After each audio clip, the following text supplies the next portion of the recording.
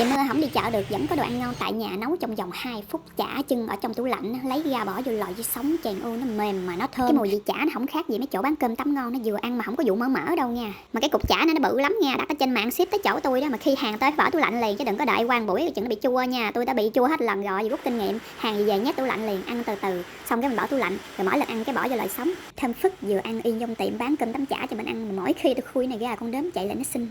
Mình thì ăn trộn với cơm, còn nó nuốt cái ọt hết trơn, phí phạm.